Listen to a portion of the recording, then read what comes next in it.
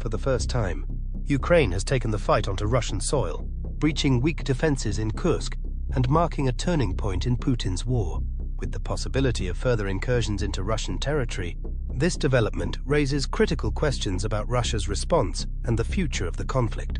Let's explore this unfolding situation. Ukraine's advances. Initial reports of Ukraine's incursion into Russian territory revealed a calculated and significant operation. The Guardian cited a Russian military blogger stating that Ukrainian forces had breached Russian lines, advancing 14 kilometers into Kursk.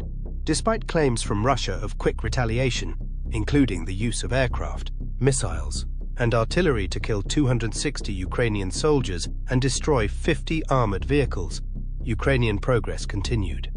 On August 8th, Le Monde detailed Ukraine's operation. Several hundred troops, supported by at least 10 tanks and 20 armored vehicles, crossed the border to target small communities in Kursk. Missile and drone strikes in Sudza killed at least 5, injured over 30, and forced thousands to flee under a state of emergency.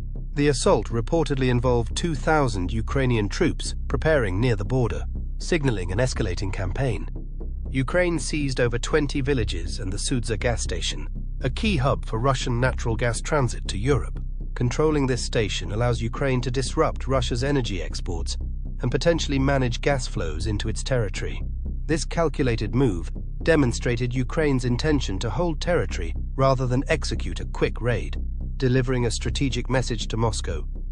We can invade you just as you did us. Sky News and other outlets tracked the invasion's progress. By August 9th, drone strikes in Lipetsk disrupted power and injured 9 people, reinforcing Ukraine's willingness to strike deep within Russia. The Institute for the Study of War reported geolocated footage suggesting Ukrainian forces had advanced up to 34 kilometers toward Kursk, underlining their tactical success in this bold campaign. The several hundred crossing the border formed small armored companies to bypass Russian lines and battle soldiers before withdrawing. These advances did not consolidate control. Armored groups moved on to other fortifications. Ukraine is confusing Russians. After attacking, small parties move on to the next target. Russian soldiers in the region claim having to deal with these smaller groups, only to be blindsided by larger Ukrainian formations that come in, consolidate, and hold locations. It's an excellent confusion tactic that's spreading Russia's forces as the other factions harass and assault them. Initial charges. This day also saw the first Western involvement claims. Senior Kremlin officials alleged the UK was engaged in Ukraine's incursion. Adalby Shagashev, a State Duma member, stated Britain participated in all sorties and spoke English. Britain may have allowed Ukraine to use its weapons in Russia in May 2024, although this is unconfirmed. In Russia, British soldiers are unlikely to be cooperating with Ukraine, but the assertions compound the confusion Ukraine has caused with similar strikes. The incursion yielded more photographs. The monitoring group, Deep State, claimed Ukraine has destroyed 13 Russian armored vehicles in an attack, showing a shattered convoy. Even as Ukraine advanced into Kursk, Russia's defense ministry claimed it was repelling the Ukrainian onslaught. Ukrainian President Volodymyr Zelensky acknowledged the incursion on August 11th. He kept quiet for the first 5 days of the assault, perhaps answering calls from Ukraine's Western partners concerning its objective. He may have kept quiet to gauge international and Russian reactions.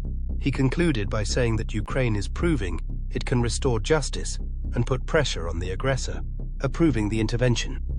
Build future negotiation power. Russia responded fiercely to the Kursk incursion. The defense ministry called it barbaric and unmilitary, and even though Putin's special military operation had given Russia control of 973 square kilometers of Ukrainian territory. In just one day, the Russian Red Cross received 3,000 calls for evacuation from Kursk residents. Russia then launched an anti-terrorist operation in Kursk, Bryansk, and Belgorod, but details were limited. Ukrainian President Zelensky explained the attack by responding to nearly 2,000 shellings from the region into Ukraine over the summer. According to Sky News, about 6,000 Ukrainian soldiers may have crossed the border, dividing their forces between Kursk and Belgorod. Russia also carried out an evacuation in Belgorod on August the 12th, with more than 11,000 people evacuated from Krasnoyarsk and surrounding areas. Russia claims to have shot down 11 drones in Kursk and 5 in Belgorod. but it is unclear whether they achieved their targets before being destroyed. Meanwhile, Russian media have broadcast images of Kursk residents evacuating and accused Ukraine of using chemical weapons. Without any concrete evidence, Ukraine now controls dozens of settlements in Kursk, a Suja gas station, and has imposed a state of emergency and mass evacuations. Russia also knows that Ukraine is not stopping at Kursk, with attacks continuing in Belgorod. The invasion has weakened Russia's defenses, led to mass surrenders of troops, and Russia has lost more territory. For Putin, this is a huge humiliation, because he has built an image of a strong leader, which is an important factor in Russian politics. But the Kursk invasion has shaken that image, causing Putin's reputation at home and abroad to continue to plummet. Russia's Ukraine response and impact. Russia responded fiercely to the Kursk incursion. The defense ministry called it barbaric and unmilitary, and even though Putin's special military operation had given Russia control of 973 square kilometers of Ukrainian territory, in just one day, the Russian Red Cross received 3,000 calls for evacuation from Kursk residents. Russia then launched an anti-terrorist operation in Kursk, Bryansk, and Belgorod, but details were limited. Ukrainian President Zelensky explained the attack by responding to nearly 2,000 shellings from the region into Ukraine over the summer. According to Sky News, about 6,000 Ukrainian soldiers may have crossed the border, dividing their forces between Kursk and Belgorod. Russia also carried out an evacuation in Belgorod on August the 12th, with more than 11,000 people evacuated from Krasnoyarsk and surrounding areas. Russia claims to have shot down 11 drones in Kursk and 5 in Belgorod, but it is unclear whether they achieved their targets before being destroyed. Meanwhile, Russian media have broadcast images of Kursk residents evacuating and accused Ukraine of using chemical weapons. Without any concrete evidence, Ukraine now controls dozens of settlements in Kursk, a Suja gas station, and has imposed a state of emergency and mass evacuations. Russia also knows that Ukraine is not stopping at Kursk, with attacks continuing in Belgorod. The invasion has weakened Russia's defenses, led to mass surrenders of troops, and Russia has lost more territory. For Putin, this is a huge humiliation, because he has built an image of a strong leader, which is an important factor in Russian politics. But the Kursk invasion has shaken that image, causing Putin's reputation at home and abroad to continue to plummet. Impact of attack. The war in Ukraine has severely damaged Putin's reputation, as he failed to take Ukraine after 2 years, exposing the backwardness of Russian military tactics and allowing another country to invade Russian territory. For the first time since World War II, Russian soil was invaded. When Ukraine entered Kursk, a historic defeat for Russia. Ukraine, which is only 1/3 the size of Russia, broke through the defense line and advanced deep into its territory. This event forced more than 100,000 Russians to flee their homes, according to ABC News, further undermining the people's faith in Putin, who was supposed to protect them. Putin continues to make threats, but concrete actions remain unclear. Meanwhile, Ukraine continues to attack Russian border areas, causing further embarrassment for the Russian government. On August the 13th, about 200 Kursk residents were evacuated to Moscow, where 400 temporary accommodation centers were built to accommodate up to 3,000 refugees. Another humiliation came when Russian soldiers surrendered en masse to Ukraine. According to New Voice of Ukraine, on August 8th, photos and videos showed about 40 unarmed Russian soldiers waving white flags as they made their way to surrender to Ukraine. In just 6 days, Ukraine captured 300 Russian soldiers in Kursk, and the number could be as high as 1,000, according to UA Wire. This large number of prisoners made it difficult for Ukraine to handle logistics and exposed serious weaknesses in Russian forces. Russia was not ready for this invasion, and Putin's arrogance prevented him from seeing it coming.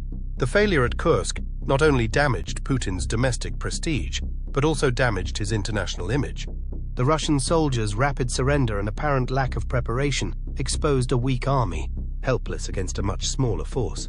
The Kursk incursion may be the greatest humiliation of Putin's career. Red line crossing. From the beginning of the war in Ukraine, red lines were seen as important, as the West feared that crossing them would lead to Russia escalating its attacks or expanding the war into Europe. Initially, Western countries only provided non-lethal weapons to Ukraine, but it has proven that Ukraine needed more than that. the use of Western weapons on Russian territory was another red line. But by 2024, this had been crossed with support from the UK, the Baltic states, and the US. The US, the most cautious country on the issue, had allowed Ukraine to use weapons near Kharkiv a few months ago. However, the biggest red line, the invasion of Russian territory, has now disappeared. After the successful attack on Kursk, the Atlantic Council concluded that Russia's last red line had been crossed. Contrary to initial fears, the attack did not lead to nuclear escalation as Russia had threatened. Ukraine has not only gained the upper hand, but has also caused a moral crisis within Russia. The mass surrenders of Russian troops, along with emergency measures such as evacuations and the declaration of a state of emergency, indicate disarray. The invasion of Belgorod is expanding, causing many Russians to fear that Ukrainian troops may advance deeper into the country. Russia's red lines have been crossed several times without major consequences. In the first year of the war, Putin threatened to use nuclear weapons if Ukraine retook Kherson, but did not follow through when this happened. Similarly, threats to Sweden, Finland, and the United Kingdom were not followed by action. Russia's failure to carry out its threats has changed the course of the war. Now, Ukraine not only holds the initiative, but also boosts its military morale, while Russia has had to withdraw from Donetsk to defend Kursk, but to no avail. If Ukraine maintains the lands it has occupied, it will have a great advantage in future negotiations. Russia is losing control, and whether this is temporary or permanent, Putin has been humiliated as the odds have gone against him. The international community has also added pressure, further isolating Russia. Thanks for watching today's video. Ukraine's invasion of Russian territory will have far-reaching implications as the situation changes swiftly. How do you view Russia's response and current events? Subscribe to the channel and leave comments below this video to be updated on the conflict. See you in future videos.